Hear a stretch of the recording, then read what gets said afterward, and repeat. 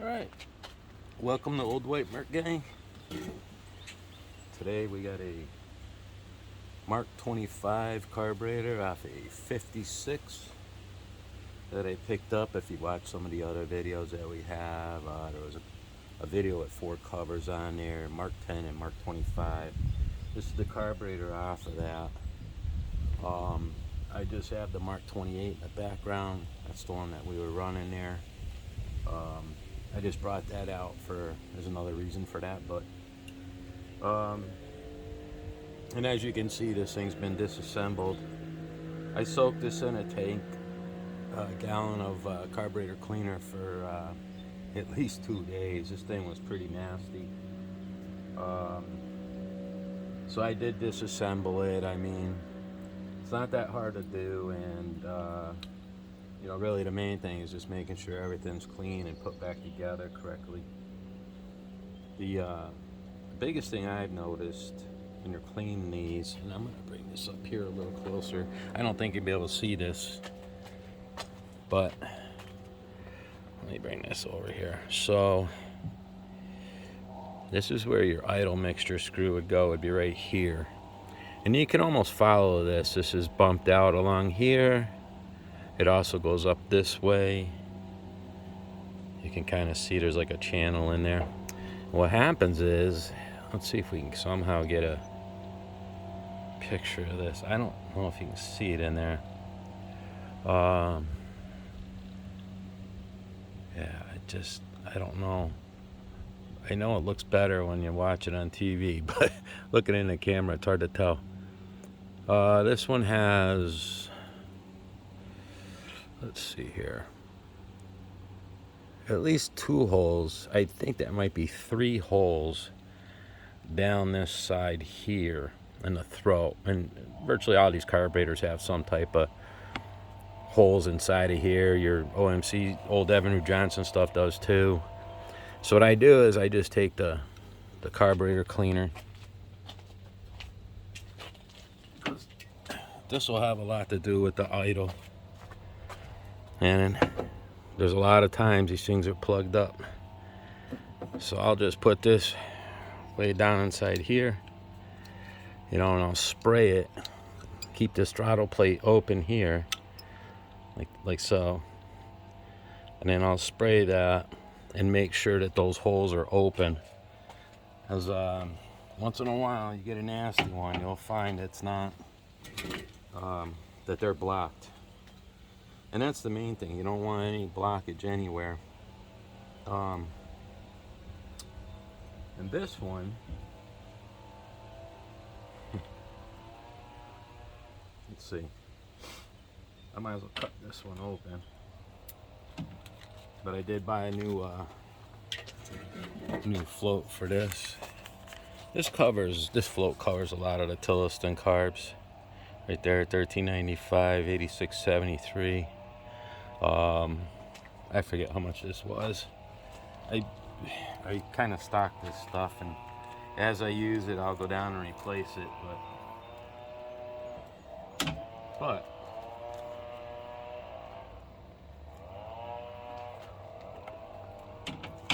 I double checked this morning because I was curious. So here's your new float. You'll see that spring on the top there. Let's see if we get that to... it doesn't want to focus too well, but there's a spring on the top. Now I'm going to compare it to this one. There's that spring. You gotta be careful. Sometimes those are stretched out. Sometimes they're crunched up, mangled, whatever. This float's not bad, except for it's just that it's an old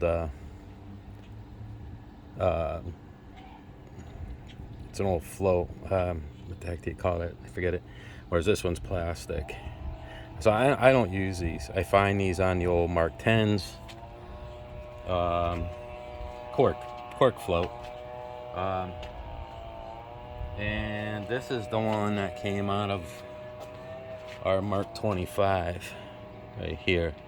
Now, I'm going to use the other charcoal one for comparison. Look how much smaller on the left. This is the one out of the Mark 25. Look how much smaller that looks. I mean, I don't know if this was run with the ethanol fuel and it was eating it up, or that's just what they used at that time. You know, they were smaller like that. I really don't know, but this new float, the black one I showed you there, is what they say for the replacement, which I don't know why it wouldn't be, because near as I can tell, the bowl on this is identical to most of your Tillotson carbs. It's not, doesn't appear to be any smaller. It's got a rod in the middle there. I think you can see that, but so what happened too was I did this on the Mark 28 AD that we did the water pump on, and I was using a different camera and things got a little screwed up, and so we missed out on that one. I had to, so we're redoing the video. And today's also May 24th, 2024. It's Memorial Day Friday. It's a Friday, but Memorial Day weekend. So for those of you that see this video in the next couple of days, happy Memorial Day. So I mean, I suppose we could get right into, let's see, we got, might as well put this in there. We got this tube here, and I forget what they call that thing now. It's not an idle tube, but that happens to drop down right on the side here, and that'll screw in there. There is no brass washer in there or anything like that. So I'm just going to set that in there right away. Just bring it down, snug it up. If there was a brass washer in there, it wasn't in there when I took it apart. I don't see it on the illustration for one either, so snug that up. And another thing I wanted to point out,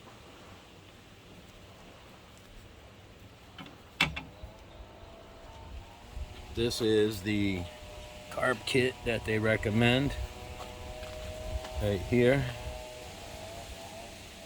$13.99, $11.45, and really the only difference between that one and this $13.99, $17.17, they're basically identical, except for this one has a, I'm not sure what it's made of. It's for packing. It's like a packing. And that would be for your high-speed needle here. Goes right in here. To the best of my knowledge, they do not make these anymore. I did find some of these on eBay, and I stocked up on some of them, but I just save them, and I just always reuse the packing that's on here. And this one appears to be fine. So we'll just save that for another day if I run into a problem. But this, my old, there we go. The old Indian head stuff here. I'm just gonna put a little bit on the threads here. This is gonna go in where the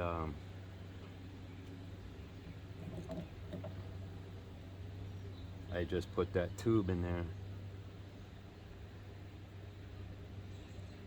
I just like to put some type of little bit of sealer on there, and we'll just snug that up.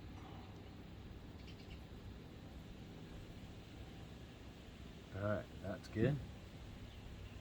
Now, main thing that I want to get into is this.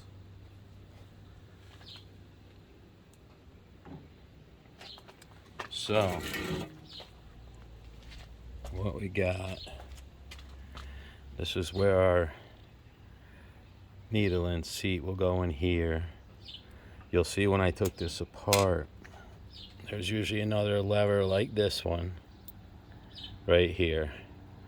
There's no real need. This one goes over first, and then the other one will come over. So you really only have to take this one off. You don't necessarily have to pull this out of the way. Okay, so that's that. This is the old needle that was in there. It's hard to tell with the new ones, but this is the old one, and you'll see the tip here. I don't think this is really flexible. I think this is like regular metal. And that, oops, will drop down in here like so. And what you'll find, it's pushing it out actually, but here's this little piece of rubber right here on the end of this, and that needle just pushed it out of there. And there it is. If you can even see that in my finger, it's very small. The thing is hard as a rock, and I would dare say it's junk. Of all the carburetors I've done of these,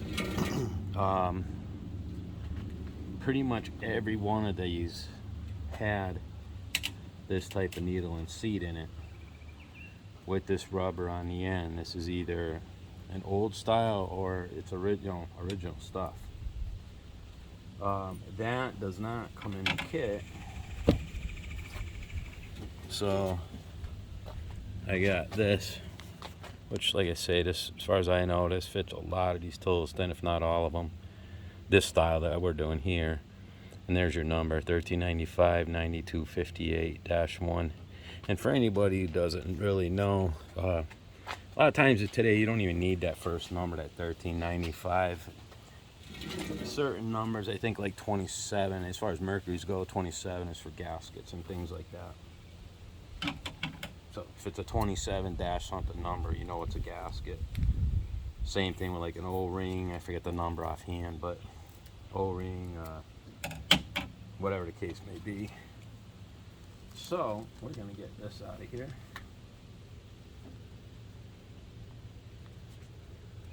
This kit comes with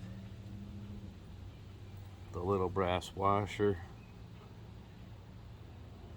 right there. It goes down inside here. These can be a little tricky to get out. A lot of times I actually got a screwdriver, it's a little smaller than this, and I'll wedge it down into that washer, and I can usually get it out that way. Works pretty good for me. Then I'm going to show you the difference here.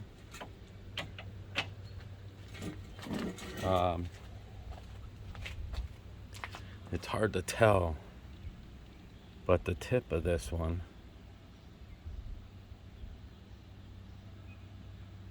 is, it looks like it's metal. I can't seem to get a good fix on that, but it seems like it's metal. But if you really mess with it, it does move a little bit.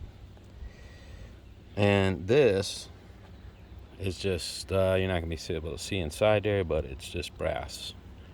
No rubber washer on the bottom or rubber seal or anything. That's why I say this one, whatever this material is, it's pretty strong stuff. And I gotta believe it's also ethanol friendly. So we got our washer in here. Just gonna screw this down in here.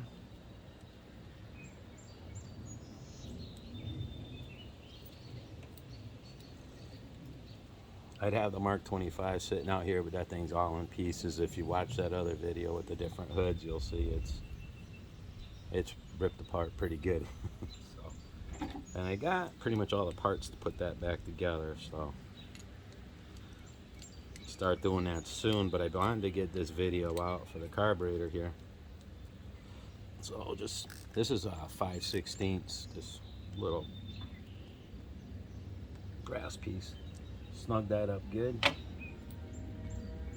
A lot of times I might put a little 2-stroke oil on the tip of this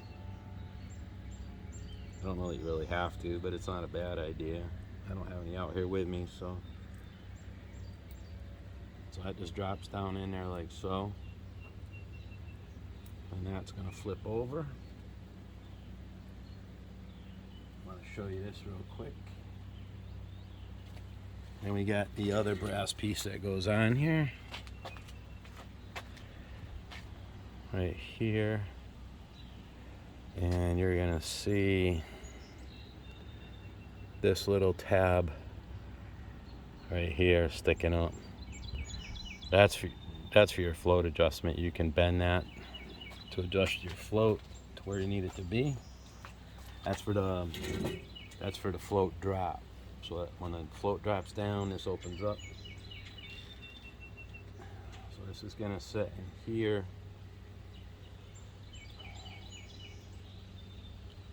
I'll show you this in a second. And then let's see. You got the pin that holds it in place, which has some grooves on one side of it. Pay attention to what side that goes on. So that's this side here. Push that through. And then I usually take a pair of pliers, kind of grab the inside of this post here and the end of the pin. Push that right in there. That usually works pretty well. And there it is. So now that's together. That's in there. We got our pin in there. We got the new needle and seat. And there we go. The float will come up. Push that needle closed to stop the fuel from coming in. And then it'll drop back down and let fuel in. Okay, so one thing we got to look at is this here. There is actually a measurement of some kind for this, but I basically look at this, make sure it's fairly level. And actually, it looks to me like this drops down just a little bit. You know, it should be level across. And then it's actually not too bad, but and then we got to check our drop on there. So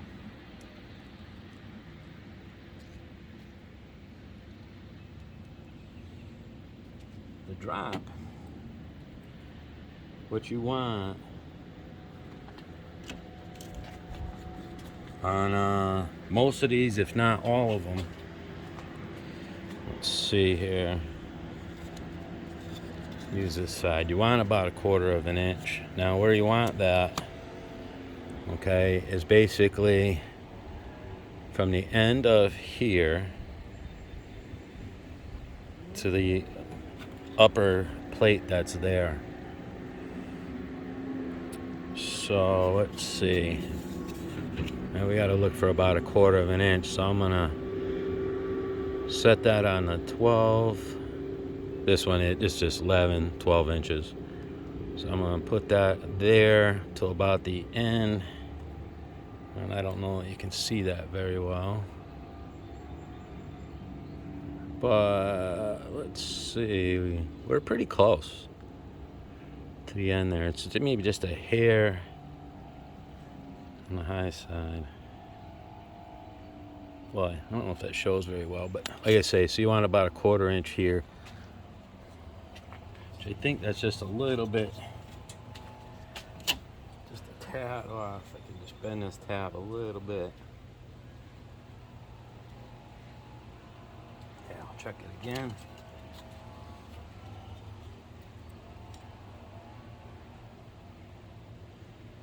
Yeah, still could go a hair more.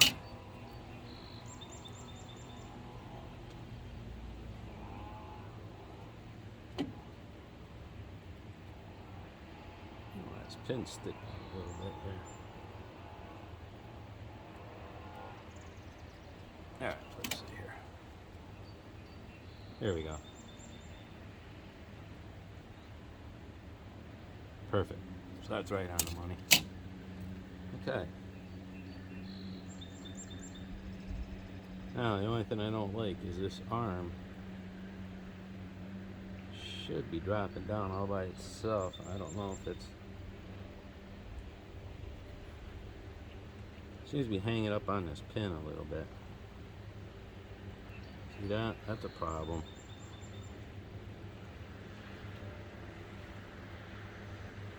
Let me spray this for a second. Maybe got a little crap in there or something. And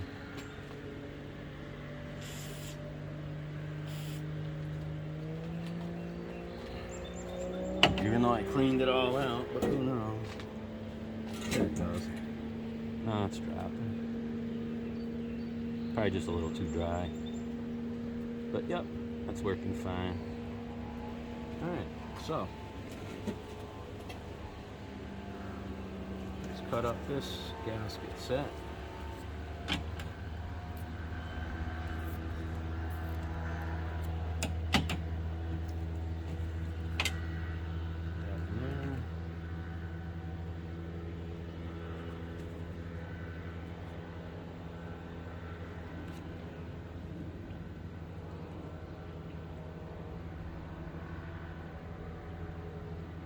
So, next thing we want to do, get that out of the way, we're going to set our float down in here.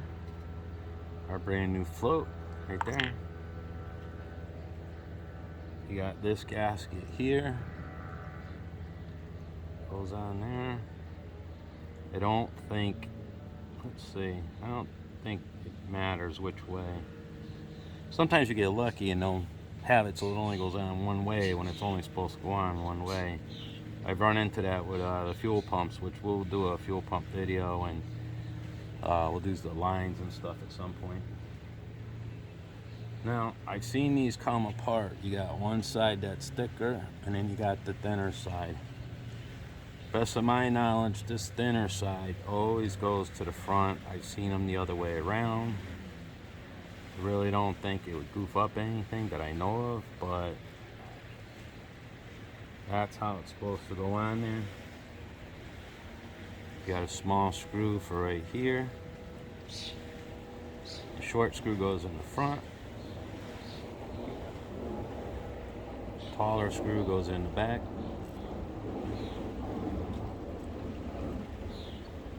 Snug those up.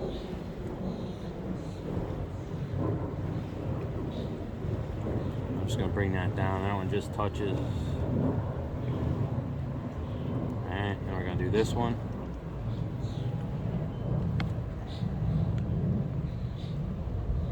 Just snug it on there.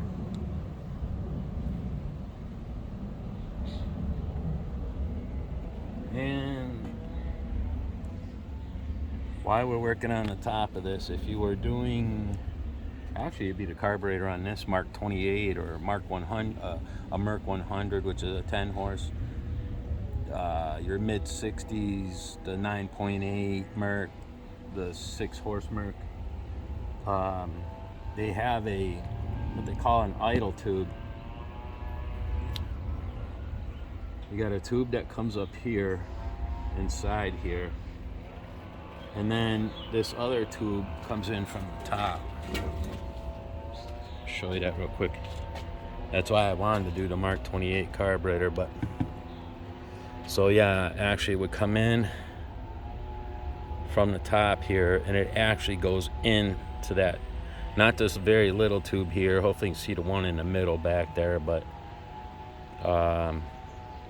it would go in there, and I believe that's what they call it, an idle tube. And that has there's 2 holes near the top. There'd be it's like a tube. It'll have a hole on either side of the tube that you can see, and then right below the threads on the very top there's another hole. So you're going to want to make sure that those are not blocked up. But before those, they just had this little screw in here, and the reason I took the little screw out is so I could get my carburetor cleaner down through that access hole where that screw is, into that brass piece and make sure that that's clean and that nothing's in there. So we'll put that screw on there, we'll tighten that up. There's that. Let's see, what else we got? We'll do, I think what we'll do next is our idle mixture screw, which has a spring on it. It goes in right here. Be careful of these things, because what you're going to want to do is bring this in all the way till it bottoms out, but don't crank on it. You don't want to bend that thing or break it. Alright, that's in all the way. Now, it was funny, I checked the Mercury book on this. I've always brought them out 1.5 to 2 turns. In the book for this particular Mark 25, they tell you to go 1 full turn.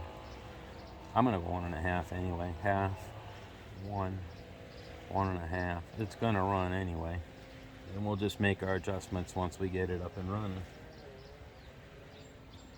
Which you'd want to make sure the motor's warm. Obviously, I don't have the motor together for this one, but you're gonna want to make sure the motor's warm, and you typically want to do it in forward.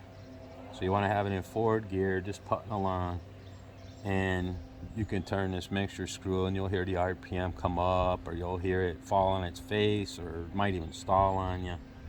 And you want to get it to where, I guess you could say, where it's idling. The idle will actually come up, and then it'll start to fall off, or it'll start coughing, and then bring it back to where it's at that high idle, and then probably go back another, I'd say, 1/4 to 1/2 turn. It sounds really good. They usually sound really good when you have it in that sweet spot. But what you'll find is, like, right when you get that high, where the idle's the highest, and it seems to run really nice, and you would say, it's perfect. And then what happens is you fire it up when the motor's cold, and the thing spits and sputters. And on one of the videos, actually with this motor, when I first fired this up, that's exactly what it did, because this carburetor had not been fooled with yet. And I didn't do it on camera. I actually did it before we actually did any filming. But and I just turned this screw maybe out, maybe 1/2 turn.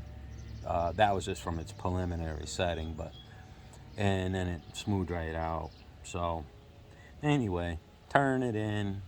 If you go out, say 1.5 turns, you can turn it in a little bit. If the RPM comes up, find the max, and then go back counterclockwise, maybe 1/4 to 1/2 turn. And you can kind of play with it. Just listen to how it runs when it's cold and all that. It'll be fine. The next thing we got to do on this one, this is a 56. So I talked about this in another video, but in 59, at least on these small Mercs, they went to a fixed jet. So in other words, it'd be a little brass, I guess you would say, a circle piece that would go in here. It'll have a hole in the center of it, and they got numbers on them for richer or leaner and like that. In mid 59, these Tillotsons went to a fixed jet. This is an older one, so we don't have that. What we have is another mixer screw.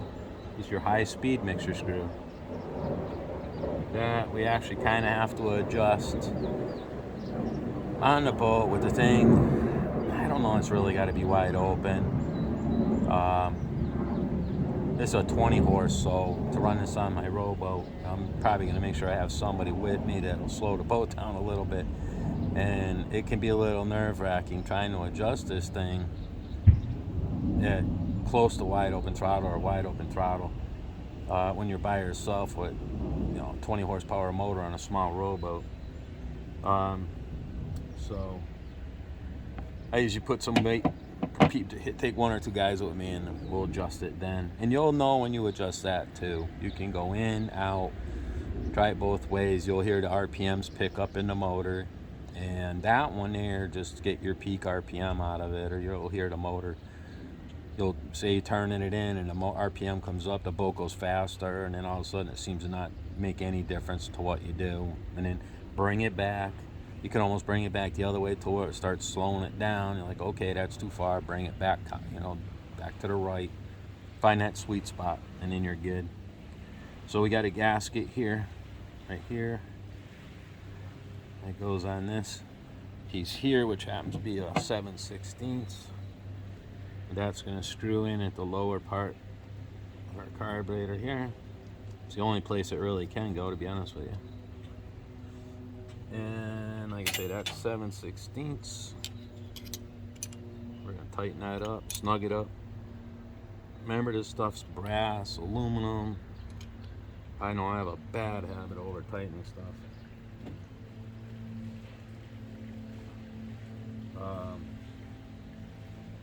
That gasket's stuck in there. Okay, remember, we're using this 1399-1717. There's a little red gasket in here. You're not going to need it for this particular carburetor. This actually would go on your fixed jet that goes in there. So we don't need that. We've got this little brass washer here, but that's for your needle and seat. Well, it's really for the seat. And our needle and seat kit came with that, so that's going to be left over.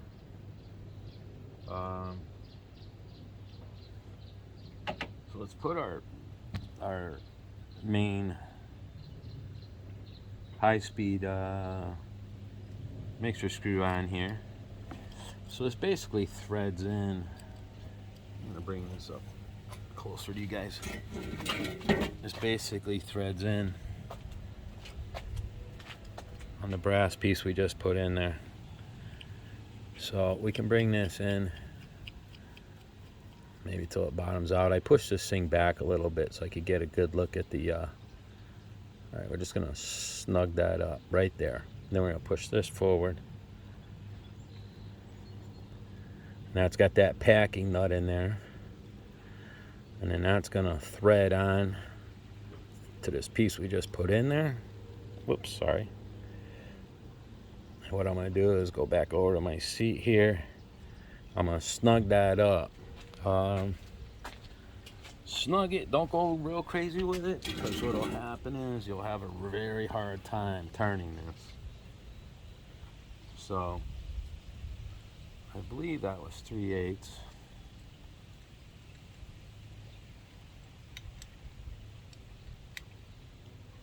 All right, snug that up. Now, here's the one that got me. So I looked this up in the Mercury book. I'm used to doing the Evinrude, the old 50s Evinrude Johnsons and stuff.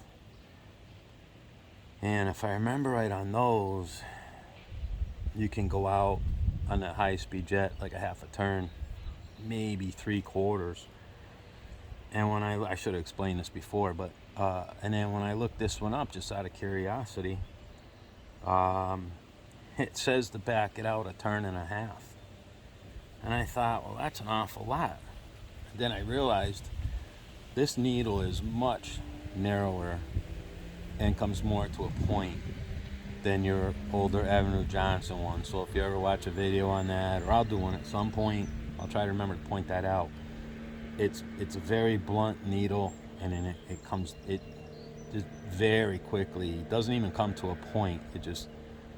But it comes down, and it doesn't take much when you open that up to let fuel in there. Whereas this one's going to be a little bit more. So I'm gonna go by the book on that and turn it out 1.5 turns. And you'd probably be wondering how you can tell. One, there's a set screw in here. I don't know if you can see that, but there's a set screw here.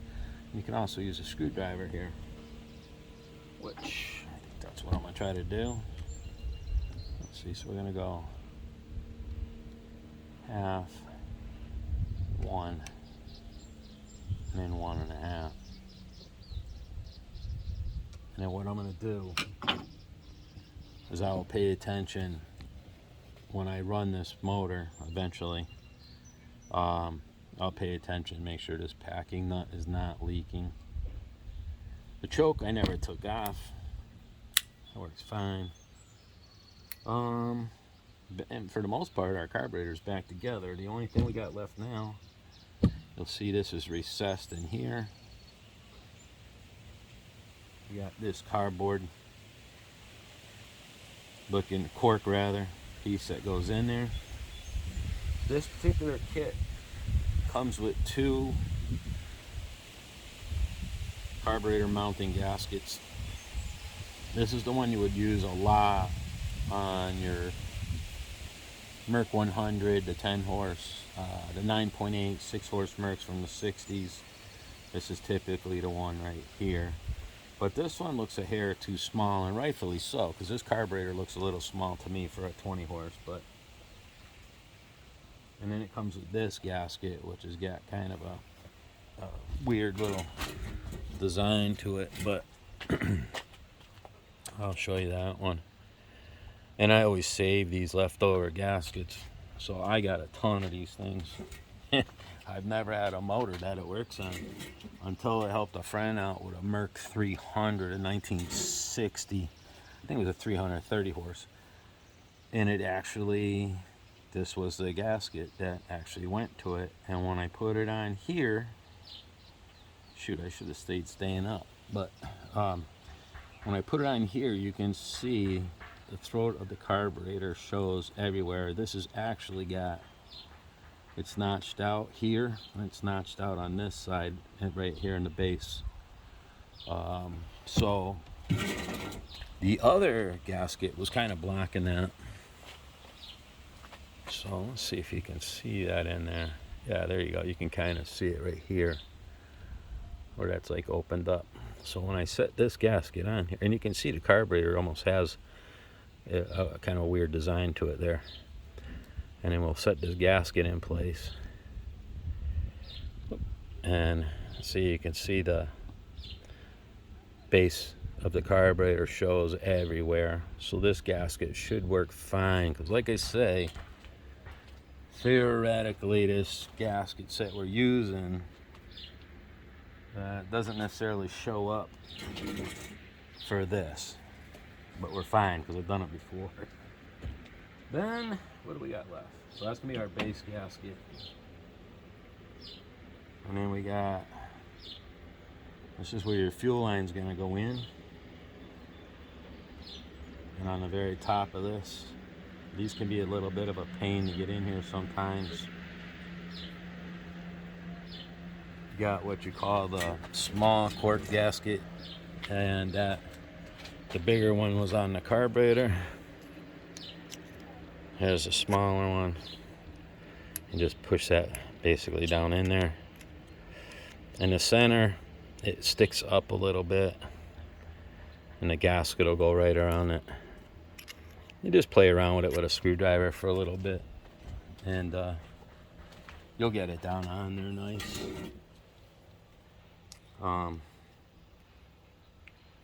I try to make sure it's in all the way and that it's nice and snug around that centerpiece. I always worry about it in here because your fuel's coming in there, so I don't want that obstructed by any means. So it sits pretty flush with that once it's in there, and I'd say that looks good. And the one thing I'm not seeing, where the heck did that go? It wasn't in the jar, huh? I'll bet you it's probably with the motor. Okay, well, I didn't even think of that. There's a bolt.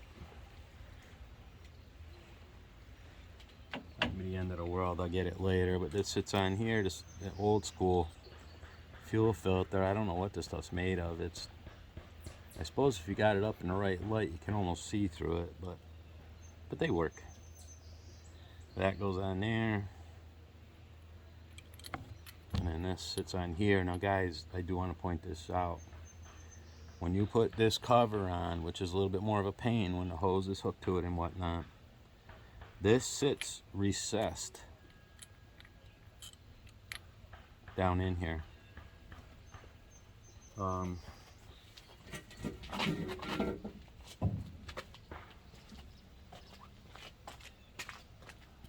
And I know it's not rocket science, but this sits down in here, but I do want to point this out so you can slide this around. It won't, you can see it doesn't end up going over it. However, if you put this, so you can see how it sits in there.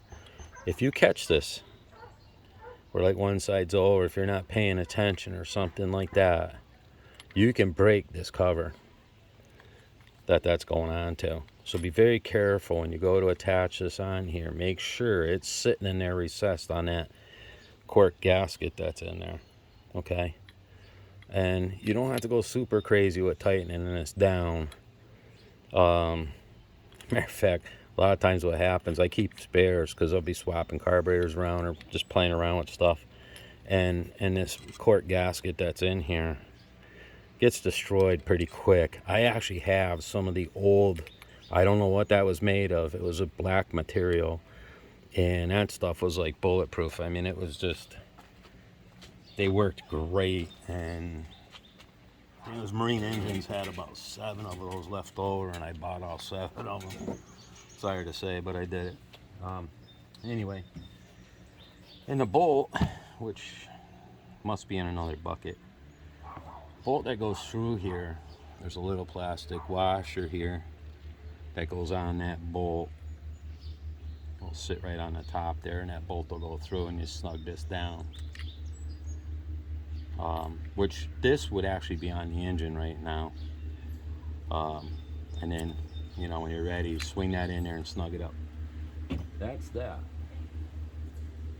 And then you got your base here. It's got 2 7/16 nuts that go on here. And this side's not too bad, but this side, as you back it off, you're gonna have to keep slowly moving the carburetor back, because that nut won't come out of there until you get the carburetor back part way, but you'll notice that too. And the only other thing I wanted to show you was, we're gonna get into this when I do the fuel pump. These are the fittings that I like to use. They got that barbed end on there. I get these at actually local auto parts store. These I actually got at Napa. And then this will thread right in here. I put some sealer on there or whatever, but that'll thread in there. This is a type of line I use. It's an ethanol friendly. Goes on these pretty tight, but it will go on. Put a little grease or something on there, it'll go on there. And then I don't care for the zip ties. I know a lot of guys use the zip ties. It's just my own, I think I'm OCD or something, but whatever. I don't like how they look. I think they look cheesy. So I get these little clamps at my local hardware store. They probably don't do a whole lot, but I think they look pretty nice. I think they're cool looking. So it just ends up like that. And it works. And that is why I actually have this motor sitting here.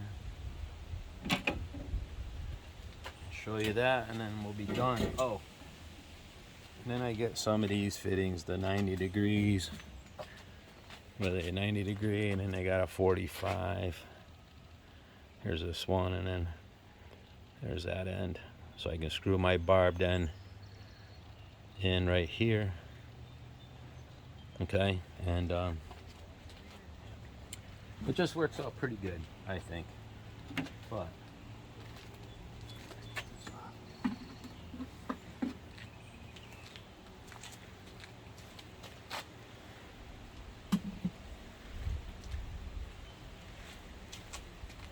what I'm going to do, if this works out all right, I'm going to bring you over here. So let's start here. Okay, here's our carburetor. Here's a piece I was just showing you. There's the bolt, which, just so you know, you got this piece that comes up for your hood. Okay, this bolt, you can loosen this up and get this cover, finagle it out of there without taking this off. At least on these. You'll see my brass fitting here, my little clamp that comes around to our fuel pump. Now, this fitting right here, and this fitting right here. Let's see how this one work. I believe, if I remember right, you had to take this, take this fitting off first. Then you can get this one off. And you'll find when you see these, if you go to do the pump, these are usually painted.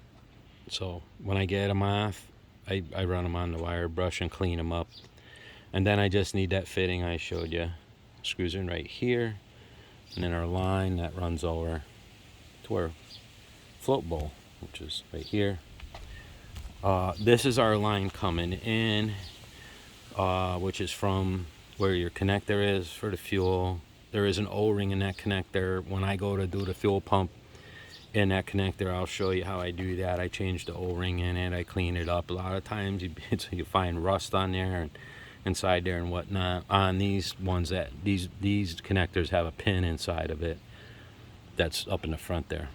So, and then I'll cover this when I do the fuel pump, but in case you guys doing whatever, they used to, the original hose that came on here used to slide up, and then you would just tighten a nut up, and there was a gasket in there, and it would snug up onto that. And I did away with those. I just put this connector on that I just showed you. Again, another barbed fitting, and then I slide my hose up on there. Now, there's also, I get it mixed up. I'm gonna say this is the 45, and the other one's 90. This is 90, I think. The other one's 45. Either way, on the Mark 10s, I think the fuel pump's a little bit different.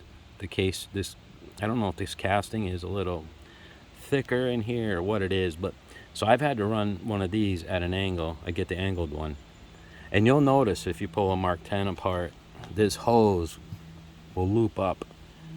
Let's see, make sure I'm showing this. This hose will come up and then loop up and come in at an angle. Okay, and I've had one or two that I had to do like that, but I prefer, if I can get away with it, I try to do this way.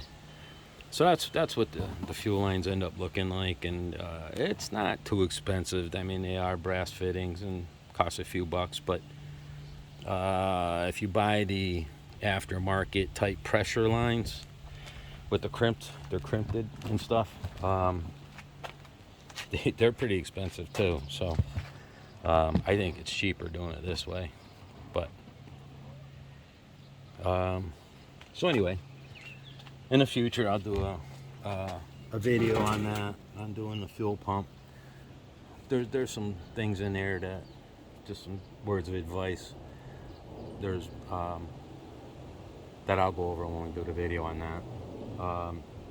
There's some things to avoid and other things you don't have to worry about. But for now, I think that's it. We got rid of our cork gasket we had in there. So as far as fuel goes, we shouldn't have a problem. I mentioned here in the state of Mass, I don't know who's responsible for that, but I found out here a few weeks ago because I was kind of curious. The state of Mass will not let anybody sell non-ethanol fuel, is my understanding. Well, that's just word of mouth, but that's what I heard. And I heard Connecticut is the same way, which doesn't surprise me.